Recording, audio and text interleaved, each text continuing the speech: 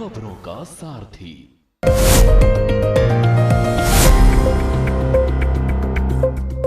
नमस्कार, के न्यूज के खास कार्यक्रम स्पेशल रिपोर्ट में आपका स्वागत है। मैं हूं मनोज मानस और आज स्पेशल रिपोर्ट में हम सबसे पहले बात करेंगे मुख्यमंत्री योगी आदित्यनाथ के रानी अवंतीबाई लोधी जैसी महान वीरांगना के प्रति सम्मान भाव की। वहीं 2027 के विधानसभा चुनाव में भारतीय जनता पार्टी की जीत के हैट्रिक के लिए मुख्यमंत्री पुष्कर सिंह धामी की सक्रियता की हम बात करेंगे और साथ ही बात बेहतर शिक्षा व्यवस्था की उम्मीद पर भारी बदहाल तस्वीरों पर रिपोर्ट हमारी देखिए। और चलते चलते हम बात करेंगे हरदोई जिले के परिषदीय स्कूलों के नौनिहालों की 7 समंदर पार विदेशों तक प्रतिभा की चर्चा की। तो चलिए अब चलते हैं खबरों के विस्तार में।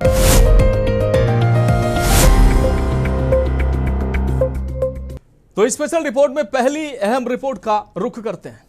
मुख्यमंत्री योगी आदित्यनाथ भारत के उन महान राष्ट्र नायकों और वीरांगनाओं के सम्मान के लिए सदैव तत्पर रहते हैं जिन्होंने देश की स्वतंत्रता और संस्कृति के लिए अपना सर्वस्व न्यौछावर कर दिया है। राजधानी लखनऊ में अमर स्वाधीनता संग्राम सेनानी वीरांगना रानी अवंतीबाई लोधी की जयंती के अवसर पर एक भव्य श्रद्धांजलि कार्यक्रम का आयोजन किया गया। सीएम योगी आदित्यनाथ ने रानी अवंतीबाई लोधी की प्रतिमा पर माल्यार्पण कर उन्हें शत शत नमन किया और उनके पराक्रम को याद करते हुए देश के प्रति उनके अतुलनीय योगदान को भी रेखांकित किया। आइए इस खास रिपोर्ट में आपको दिखाते हैं। मातृभूमि की रक्षा के लिए 1857 के प्रथम स्वतंत्रता संग्राम में अपने प्राणों की आहुति देने वाली अमर स्वाधीनता संग्राम सेनानी वीरांगना रानी अवंतीबाई लोधी की जयंती पर राजधानी लखनऊ में आयोजित विशेष कार्यक्रम में उत्तर प्रदेश के मुख्यमंत्री योगी आदित्यनाथ ने रानी अवंतीबाई लोधी की प्रतिमा पर माल्यार्पण कर उन्हें विनम्र श्रद्धांजलि अर्पित की है। इस दौरान मुख्यमंत्री ने कहा कि भारत का स्वतंत्रता संग्राम ऐसे महान नायकों और नायिकाओं को त्याग, तपस्या और बलिदान की नींव पर खड़ा है। सीएम योगी ने रानी अवंतीबाई लोधी के शौर्य, स्वाभिमान और अदम्य साहस को याद करते हुए कहा कि उनका पूरा जीवन देश और समाज के प्रति समर्पण का एक सर्वोत्तम उदाहरण है। उन्होंने कहा कि अमर स्वाधीनता संग्राम सेनानी महान वीरांगना रानी अवंतीबाई लोधी भारत की आजादी की उन महान नायिकाओं में से एक है जिन्होंने देश की स्वाधीनता के लिए अपना पूरा जीवन समर्पित कर दिया।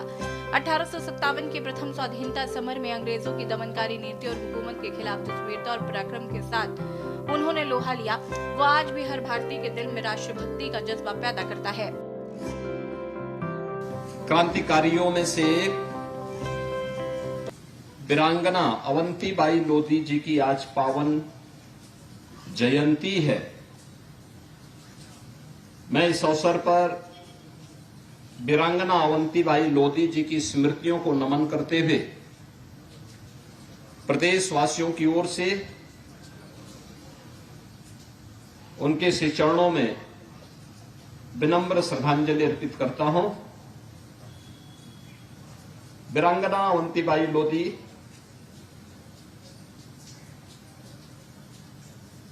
भारत की आजादी के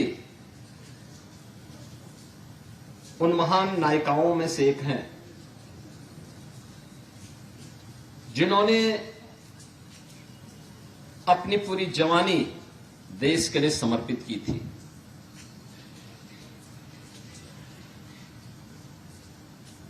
देश की आजादी के लिए अपना सर्वस्व न्यौछावर करने में उन्होंने कोई कोताही नहीं बरती और यही कारण रहा है कि वीरांगना अवंतीबाई लोधी जी के नेतृत्व में अंग्रेजों के खिलाफ देश की आजादी के लिए जिस युद्ध को लड़ा गया, आज भी बड़ी श्रद्धा के साथ हर व्यक्ति उनकी स्मृतियों को नमन करता है। आपको बता दें कि रानी अवंतीबाई लोधी का नाम भारतीय इतिहास के उन पन्नों में दर्ज है जो युगों युगों तक आने वाली पीढ़ियों को प्रेरित करते रहेंगे। मध्य प्रदेश के रामगढ़ की रानी अवंतीबाई ने 1857 की क्रांति में ब्रिटिश हुकूमत की ईंट से ईंट बजा दी थी। जब अंग्रेजों ने हड़प नीति के तहत रामगढ़ पर कब्जा करने की कोशिश की तो रानी अवंतीबाई ने हथियार उठाकर अंग्रेजी सेना को छठी का दूध याद दिला दिया था। अंत समय तक अंग्रेजों की गुलामी स्वीकार न करते हुए उन्होंने देश के लिए अपने प्राणों का बलिदान दे दिया। मुख्यमंत्री योगी आदित्यनाथ अक्सर अपने संबोधनों में इस बात पर जोर देते हैं कि जिन महापुरुषों और वीरांगनाओं को इतिहास के पन्नों में वो स्थान नहीं मिला जिसके वो हकदार थी, उन्हें वर्तमान सरकार पूरा सम्मान और पहचान दिला रही। हर भारतवासी उनके योगदान के लिए उनके प्रति नतमस्तक होता है। आज उनका 196वां पावन जयंती है। आप सोचो 1857 में उनकी उम्र क्या थी? मात्र 27 वर्ष। और 27 वर्ष की उम्र में उन्होंने देश की आजादी की उस आंदोलन में, उस संघर्ष में अपने आप को बलिदान किया। बलिदान की एक मिसाल प्रस्तुत की। 27 वर्ष की उम्र, देश के प्रति और देश की आजादी के लिए यह जज्बा, यह अभिनंदनीय है, एक प्रेरणा है। वर्तमान के युवाओं के लिए एक सब प्रेरणा के स्रोत हैं। और इसीलिए उत्तर प्रदेश जैसे राज्य में वीरांगना अवंतीबाई लोधी जी का ये आदर्श उत्तर प्रदेश के लिए प्रेरणा बन सके, इसके लिए हमारी सरकार ने उत्तर प्रदेश पीएसी बल में जब 3 नई महिला बटालियन के गठन की कार्रवाई को आगे बढ़ाया। मुख्यमंत्री योगी आदित्यनाथ का एक कदम दर्शाता है कि वर्तमान सरकार देश की आजादी के असली नायकों के सम्मान और उनकी स्मृति को संजोने में कितने कटिबद्ध है। मुख्यमंत्री ने स्पष्ट संदेश दिया कि रानी अवंतीबाई लोधी जैसी वीरांगनाओं का त्याग और बलिदान सिर्फ इतिहास का हिस्सा नहीं बल्कि नए भारत के निर्माण का प्रेरणा स्रोत है। स्पेशल डेस्क के न्यूज इंडिया। तो अब बात अगली रिपोर्ट की करते हैं। उत्तराखंड की राजनीति में इस समय हलचल तेज है। 2027 के विधानसभा चुनाव में भारतीय जनता पार्टी की जीत के हैट्रिक सुनिश्चित करने के लिए मुख्यमंत्री पुष्कर सिंह धामी मैदान में पूरी तरह से सक्रिय हैं। रविवार को हल्द्वानी के चोरगलिया में भाजपा संगठन की एक बेहद अहम बैठक आयोजित हुई है, जहां सीएम धामी ने न सिर्फ चुनावी तैयारियों का जायजा लिया है बल्कि कांग्रेस पर तीखा सियासी हमला भी बोला है। आइए आपको दिखाते हैं चोरगलिया दौरे से जुड़ी हमारी ये खास रिपोर्ट। हल्द्वानी के चोरगलिया स्थित नंधारगढ़ पैलेस रिजॉर्ट रविवार को बीजेपी की सियासी गतिविधियों का केंद्र बना रहा। यहां भाजपा कुमाऊं मंडल के जिला अध्यक्षों और मंडल अध्यक्षों की एक महत्वपूर्ण संगठनात्मक बैठक बुलाई गई थी।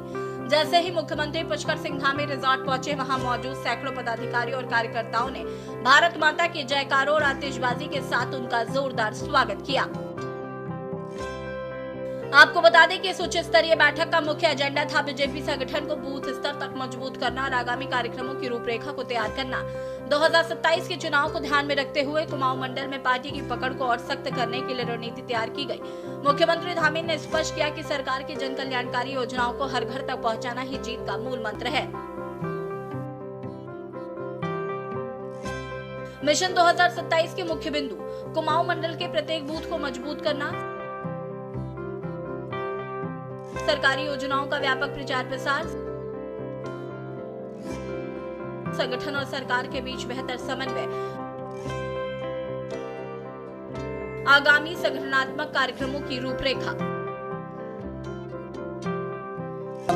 पूरे राज्य के अंदर हमारे संगठन के लोग हैं, मंडलों में काम करते हैं, मंडल अध्यक्ष हैं, हमारे जिलों के अध्यक्ष हैं, उनके साथ हमारा क्रम बना हुआ है। हम जनप्रतिनिधियों के साथ भी इससे पहले हमने जो नगर पालिकाओं के, जिला पंचायतों के, ब्लॉक प्रमुखों के साथ, सभी नगर पंचायत और नगर पालिका मेयर, सभी लोगों के साथ इस प्रकार की हम बैठकें कर चुके हैं। गढ़वाल संभाग में हमारे मंडल अध्यक्ष और जिला अध्यक्षों की बैठक हो गई है। आज उसी क्रम में आज पूरे कुमाऊं संभाग के सभी मंडल अध्यक्षों के साथ चर्चा करेंगे, उनके साथ जिला अध्यक्ष भी होंगे। उसके बाद यहाँ के सभी हमारे विधायक और सांसदों के साथ भी आज हम लोग बैठकर चर्चा करने वाले हैं। और संगठन की जो रूपरेखा है, ऊपर से काफ़ी सारे कार्यक्रम हमारे राज्य के स्तर पर और टीम ने तय किए। वहीं संगठनात्मक चर्चा के साथ साथ मुख्यमंत्री धामी ने विपक्ष पर भी जमकर प्रहार किया। शुद्धिकरण के मुद्दे को लेकर उन्होंने कांग्रेस को आड़े हाथों लिया और आरोप लगाया कि कांग्रेस राजनीति के नाम पर समाज को बांटने का काम कर रही है। उन्होंने राहुल गांधी और उनके सलाहकारों की कार्यशैली पर भी कड़ा प्रहार किया। उन्होंने कहा कि कांग्रेस पार्टी के पास विकास का कोई एजेंडा नहीं बचा है। वो जाति का कार्ड खेलकर उत्तराखंड के शांति प्रिय समाज को विभाजित करने का प्रयास कर रहे हैं। राहुल गांधी और उनके सलाहकार देश और प्रदेश को भ्रमित करने की राजनीति कर रहे हैं, लेकिन जनता उनके बहकावों में आने वाली नहीं है। देश ने देखा कि वो किस प्रकार से करते हैं, और राहुल गांधी जी की जो भाषा हो गई है वो इतनी असंयमित हो गई है, अमर्यादित हो गई है, असंस्कारित हो गई है। उसकी जितनी निंदा की जाए वो कम है। वो इस बात की हताशा और निराशा दिखाती है कि उनके मन में क्या चल रहा है। उनके चाटुकार उनको पता नहीं कौन सी सलाह देते हैं कि जिस व्यक्ति की दादी सालों साल देश की प्रधानमंत्री रही, जिनकी मां सोनिया गांधी कई सालों तक देश को चलाती रही, और एक जो वहां बैठे हुए थे कांग्रेस पार्टी के सांसद रहे, उनकी मां कई सालों तक दिल्ली की मुख्यमंत्री रही, और वो फूहड़ नाटक करते हैं मंच पर इस प्रकार से गले लगाने का, एक राष्ट्राध्यक्ष का अपमान करते हैं। महिलाओं के प्रति इनकी क्या सोच है, ये दर्शाता है कि आखिर ये महिलाओं के बारे में क्या सोचते हैं। इसीलिए इनकी इसी खराब सोच के कारण हमारी महिलाओं को जो माननीय प्रधानमंत्री मोदी जी और एनडीए ने तय किया था कि 33% का आरक्षण विधानसभा और संसद में मिलेगा, उसको मिलने में देरी हो रही है। संगठनात्मक बैठक के साथ साथ सीएम धामी ने क्षेत्रवासियों को एक बड़ी विकास की सौगात भी दी। हल्द्वानी चोरगलिया सितारगंज मार्ग पर 9.93 करोड़ रुपए की लागत से बने शेरनाला डबल लेन आरसीसी पुल का मुख्यमंत्री ने विधिवत लोकार्पण किया। इस पुल के बनने से इस वेस्ट मार्ग पर जल भराव और यातायात की पुरानी समस्या से स्थानीय लोगों को बड़ी राहत मिलेगी। इसके अलावा दौरे के दौरान सीएम ने आम जनता की समस्याएं भी सुनी और मौके पर मौजूद अधिकारियों को उनके त्वरित समाधान के कड़े निर्देश दिए। चोरगलिया का ये दौरा साफ संकेत देता है कि मुख्यमंत्री धामी और भाजपा संगठन 2027 के रण के लिए किसी भी तरह की ढिलाई के मूड में नहीं है। एक तरफ जहां विकास योजनाओं के जरिए जनता का दिल जीतने की कोशिश है, वहीं दूसरी तरफ विरोधियों के हर बात का कड़ा जवाब दिया जा रहा है। स्पेशल डेस्क के न्यूज इंडिया। तो फिलहाल स्पेशल रिपोर्ट में वक्त एक अहम ब्रेक का। ब्रेक के बाद अगली रिपोर्ट का रुख करते हैं। के न्यूज खबरों का सारथी।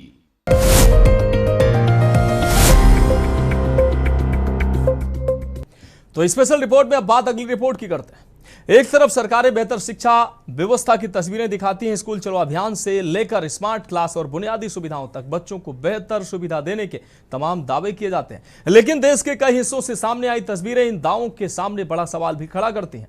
कहीं स्कूल जाने का रास्ता पानी में डूबा दिखा, तो कहीं बच्चे घुटनों तक पानी में खड़े होकर तिरंगा फहराने को मजबूर हुए हैं, और वहीं कहीं स्कूल की इमारत देखकर यह समझना मुश्किल है कि यह स्कूल है या कोई जर्जर झोपड़ी।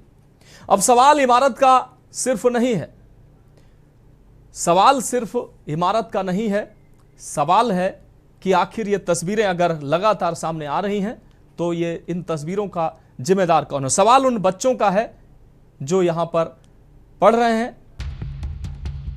आजादी के 80वें साल के जश्न के बीच उत्तर प्रदेश के बहराइच से आई ये तस्वीर व्यवस्था को आईना दिखाती है। ये धर्मपुर रेतिया प्राथमिक विद्यालय है, जहां घाघरा नदी का जलस्तर बढ़ने के बाद स्कूल परिसर पानी में डूब गया, लेकिन मुश्किल हालात के बावजूद बच्चों और शिक्षकों ने स्वतंत्रता दिवस का कार्यक्रम जारी रखा। घुटनों तक पानी, पैरों के नीचे कीचड़ और हाथों में तिरंगा। मासूमों का देश प्रेम जरूर दिखाई दिया, लेकिन इसी तस्वीर ने स्कूल की बुनियादी व्यवस्था और बच्चों की सुरक्षा को लेकर कई सवाल भी खड़े कर दिए। बाढ़ और जलभराव कई इलाकों की वास्तविक समस्या हो सकती है, लेकिन सवाल ये है कि ऐसे हालात में बच्चों की सुरक्षा के लिए वैकल्पिक व्यवस्था क्या थी। क्या स्कूल परिसर में जल निकासी की व्यवस्था नहीं हो सकती थी? क्या समारोह किसी सुरक्षित और सूखे स्थान पर नहीं कराया जा सकता था? और अगर जलभराव लंबे समय से था तो शिक्षा विभाग और स्थानीय प्रशासन ने पहले से क्या तैयारी की? मुद्दा सिर्फ 15 अगस्त के कार्यक्रम का नहीं है। अगर स्कूल परिसर लंबे समय तक जलमग्न रहता है तो बच्चों की नियमित पढ़ाई, स्वास्थ्य और सुरक्षा तीनों प्रभावित होते हैं। अब तस्वीर उत्तर प्रदेश के मेरठ की। पंचली गांव का रेलवे अंडरपास बारिश के बाद पानी से भर जाता है और इसी रास्ते से होकर कई स्कूली बच्चों को गुजरना पड़ता है। स्कूल यूनिफॉर्म में खड़ी छात्राओं ने खुद वीडियो बनाकर जिला अधिकारी से समस्या के स्थायी समाधान की गुहार लगाई। जूते हाथों में, पैरों के नीचे कीचड़ और सामने घुटनों तक पानी। छात्राओं का कहना है कि कई बार पानी इतना बढ़ जाता है कि अंडरपास में सांप तक दिखाई देते हैं, और जब पानी ज्यादा होता है तो बच्चों को स्कूल पहुंचने के बजाय वापस घर लौटना पड़ता है। यानी एक तरफ बच्चों को स्कूल भेजने की कोशिश, दूसरी तरफ स्कूल तक पहुंचने का रास्ता ही उनकी पढ़ाई रोक देता है। आदरणीय डीएम साहब नमस्ते। मेरा नाम वैशाली है और मैं ग्राम पांची से बोल रही हूँ, जिला मेरठ से। मेरा आपसे यही निवेदन है कि हमारे रेलवे ट्रैक के नीचे बना अंडरपास, जिसमें बहुत अधिक मात्रा से पानी भर जाता है, स्कूल के बच्चों को आने जाने में बहुत ही कठिनाई होती है और उसमें ज्यादा पानी होने के कारण सांप भी तैरने लगते हैं, जिसके कारण बच्चों को बहुत ही परेशानी होती है। कभी कभी पानी भर जाने के कारण हमें सभी स्कूल के बच्चों को छुट्टी करनी पड़ती है, जिससे हमारी पढ़ाई में बहुत ही दिक्कत आ रही है। डीएम साहब, आपसे प्रार्थना है कि जो अंडरपास में पानी भरा हुआ है उसका जल्द से जल्द समाधान करे, ताकि हमारी पढ़ाई में कोई बाधा ना आ सके। और अब मध्य प्रदेश के मंडला की तस्वीर देखिए। पहली नजर में आपको ये किसी जर्जर झोपड़ी या खंडहर जैसी इमारत लग सकती है, लेकिन ये कक्षा 1 से 5 तक के बच्चों का सरकारी स्कूल है। जिस जगह बच्चों के हाथ में किताबें होनी चाहिए, वहाँ सवाल इमारत की हालत पर खड़ा है। जहाँ बच्चों के सपनों को मजबूत नींव मिलनी चाहिए, वहाँ स्कूल की दीवारें ही अपनी मजबूरी बयां कर रही हैं। आजादी के 79 साल बाद देश ने विज्ञान से लेकर तकनीकी तक लंबी छलांग लगाई है, लेकिन अगर किसी बच्चे के लिए स्कूल तक पहुंचने का रास्ता पानी में डूबा हो, अगर स्कूल परिसर खुद जलभराव से जूझ रहा हो और अगर स्कूल की इमारत ही सुरक्षित ना हो, तो सवाल सिर्फ एक स्कूल का नहीं, सवाल यह है कि देश के हर बच्चे को सुरक्षित, सम्मानजनक और बुनियादी सुविधाओं वाला स्कूल कब मिलेगा। देश का भविष्य किताबों में लिखा जाता है, लेकिन उन किताबों तक पहुंचने के लिए सुरक्षित रास्ता और पढ़ने के लिए सुरक्षित स्कूल भी जरूरी है। बच्चों ने घुटनों तक पानी में खड़े होकर तिरंगा जरूर थाम लिया, लेकिन अब जरूरत है कि व्यवस्था भी उनकी उंगली थामे, क्योंकि देशभक्ति सिर्फ तिरंगा फहराने में नहीं, देश के बच्चों को बेहतर शिक्षा, सुरक्षित स्कूल और सम्मानजनक माहौल देने में भी है। आजादी के 79 साल बाद सवाल यही है कि क्या हर बच्चे को ऐसा स्कूल दे पाना हमारी सबसे बड़ी प्राथमिकता नहीं होनी चाहिए। स्पेशल डेस्क के न्यूज इंडिया। तो स्पेशल रिपोर्ट में बात अगली रिपोर्ट की करते हैं। कहते हैं, कौन कहता है कि आसमान में सुराग नहीं हो सकता, एक पत्थर तो तबीयत से उछालो यार। उत्तर प्रदेश के हरदोई जिले से एक ऐसी ही जिद और जज्बे और जुनून की कहानी सामने आई है। सीमित संसाधनों और अभावों के बीच ढलने वाले परिषदीय स्कूलों के नौनिहालों ने अपनी मेहनत के दम पर देश ही नहीं बल्कि 7 समंदर पार विदेशों तक अपनी प्रतिभा का लोहा मनवाया है। प्राथमिक विद्यालय सनफरा की पीटी बटालियन का अनुशासन और कला आज अंतर्राष्ट्रीय स्तर पर सराही जा रही है। शिक्षक रमेश कुमार के मार्गदर्शन और विजन ने इन ग्रामीण बच्चों के सपनों को एक नई उड़ान दी है। मंडल से लेकर राज्य स्तर तक अनगिनत ट्रॉफियों, पदकों पर इस स्कूल का कब्जा है। प्राथमिक विद्यालय सनफरा के प्रांगण में कदम रखते ही किसी आम सरकारी स्कूल जैसी खामोशी नहीं, बल्कि एक अद्भुत ऊर्जा आपका स्वागत करती है। यहां गूंजती है अनुशासन की छाप, कदमों की एकरूपता और बच्चों के चेहरे पर चमकता हुआ आत्मविश्वास, जो किसी पेशेवर मिलिट्री बैंड या सेलिब्रिटी एकेडमी की याद दिलाती है। ये रिपोर्ट हरदोई का प्राथमिक विद्यालय सनफरा बाहर से दिखने में भले ही उत्तर प्रदेश के एक आम प्राथमिक स्कूल जैसा हो, लेकिन स्कूल के प्रमुख द्वार के भीतर कदम रखते ही आपकी सोच बदल जाती है। यहाँ हर सुबह किसी आम क्लास से नहीं बल्कि मिलिट्री परेड की तरह अनुशासित पीटी और ड्रिल से शुरू होती है। एक तरफ ड्रम की विसिल की गूंज तो दूसरी तरफ सैकड़ों बच्चों के एक साथ उठते गिरते कदम, हर मूवमेंट में परफेक्ट टाइमिंग और आंखों में कुछ कर गुजरने की चमक। ये वही ग्रामीण नौनिहाल है जिनके पास कभी बुनियादी साधनों का भी अभाव था, लेकिन आज जिनका अनुशासन किसी नेशनल स्पोर्ट्स एकेडमी या मिलिट्री स्कूल से कम नहीं है। मंडल स्तर से लेकर राज्य स्तरीय प्रतियोगिता तक इनकी पीटी बटालियन का दबदबा ऐसे है कि जब ये मैदान में उतरते हैं तो ट्रॉफी और मेडल अपने आप इनके नाम हो जाते हैं। मेरा नाम नमन है, प्राथमिक विद्यालय सनफरा में पढ़ते हैं। मेरे गुरुजी बहुत अच्छे हैं, हमको पीटी सिखाते हैं। पीटी के माध्यम से हम बहुत देश में वायरल है। देश में सब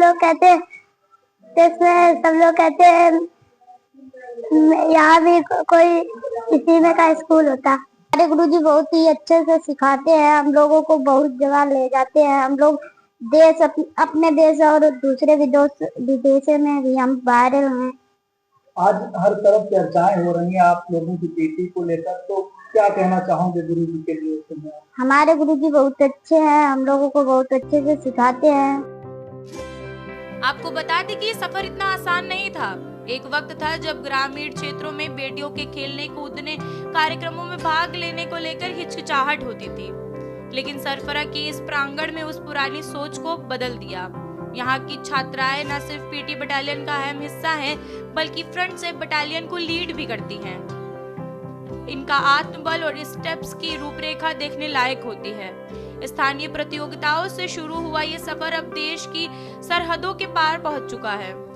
सोशल मीडिया और इंटरनेट एजुकेशन फोरमों के जरिए अब सनफरा के विदेशी मंचों तक पहुंचते हैं तो वहां के भी सराहना की सोशल मीडिया और इंटरनेट एजुकेशन फोरम के जरिए जब सनफरा की बेटियों की पीटी वीडियो विदेशी मंचों तक पहुंचे तो वहां भी उन्हें सराहना की झड़ी लग जाती है।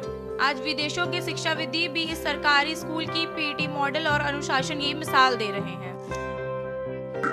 जो पीटी बटालियन देख रहे हो इसमें कक्षा 1 और 2 के ही बच्चे हैं और सारे बच्चे निपुण हैं।